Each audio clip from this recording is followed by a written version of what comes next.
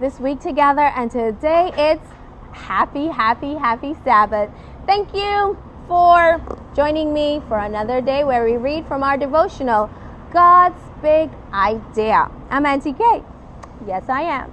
Today our title is Miracles and today is September 23. Our scripture text is from Psalm 78 verse 25, which says, "So they ate the bread of angels. He sent them all the food they could eat."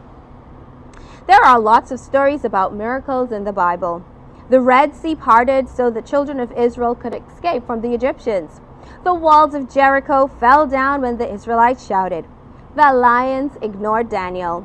Miracles were signs that showed God was taking care of his people, and they were special signs also. When Jesus was on earth, he performed miracles. The miracles showed that God had sent the Redeemer to take care of his people. In many of the miracles, people were healed, but there were also miracles that showed that Jesus had power over nature. Once Jesus and his disciples had gone somewhere quiet to try and get some rest, but word got around to where he was, and crowds of people came near to hear him teach and to be healed. Late in the afternoon, the disciples told Jesus he should send the people away so they could buy something to eat. But Jesus answered, "You give them food to eat." The disciples were stunned.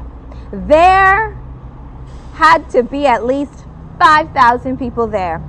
They stammered, "We can't buy enough bread to feed all these people." But Jesus wasn't worried about the fact that they didn't have any food or money to buy food. The people were hungry. They needed to eat. The disciples found a boy with 5 loaves and 2 fish in his lunch. Jesus thanked God for the food and began dividing it up.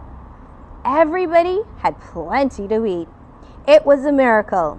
Jesus took care of the people. Do you know one of the things I really love about that story? I'm sure when that little boy was leaving home that day, he didn't think, "Oh, today is going to be a special day because my food is going to be able to share with someone." He just showed up with the gifts that he had, which was his food at that time. And because he came with his food, Jesus was able to use his food to share and feed so many others. So you know what that's telling me?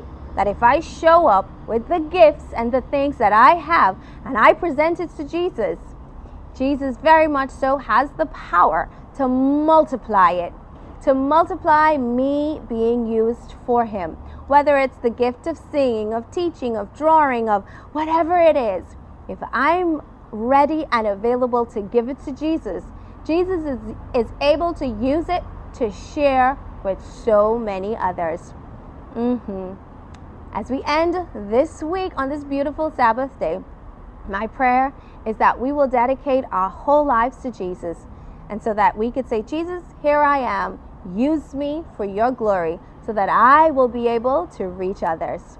Thank you once more for spending this week with me. Of course, you know we get to continue this all over again come tomorrow with a brand new week. Mwah.